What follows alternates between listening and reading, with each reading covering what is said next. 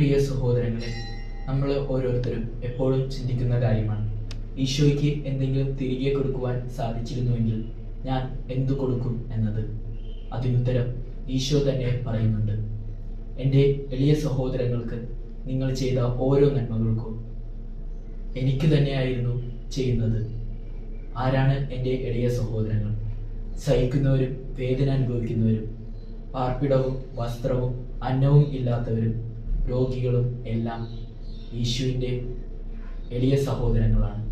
ഇവർക്കെല്ലാം നമ്മളാൽ കഴിയുന്ന എന്തെങ്കിലും ചെയ്യുവാൻ സാധിക്കുന്നോ എന്നത് ചിന്തിക്കേണ്ടിയിരിക്കുന്നു.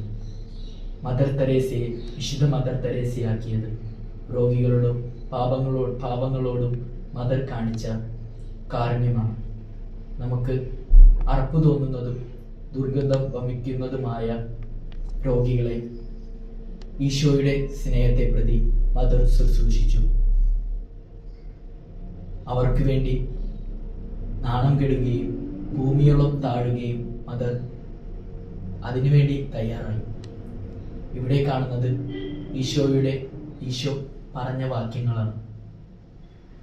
എൻ്റെ എളിയ സഹോദരങ്ങളോട് നിങ്ങൾ ചെയ്ത ഓരോ നന്മകളും എനിക്ക് തന്നെയാണ് ചെയ്തത്. നോമ്പുകാലം തിരിച്ചുവരലുകളുടെയും കാലം കൂടിയാണ്. മനുഷ്യർ തന്നിൽ മാത്രം ഒതുങ്ങി ജീവിക്കുന്ന ഈ കാലഘട്ടത്തിൽ നമ്മൾ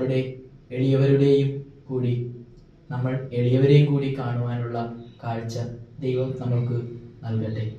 അങ്ങനെ നമ്മളുടെ എളിയവർക്ക് ചെയ്യുന്ന നന്മകളിലൂടെ ദൈവത്തിന് എന്തെങ്കിലുമൊക്കെ തിരികെ കൊടുക്കുവാൻ നമുക്ക് പരിശ്രമിക്കാം.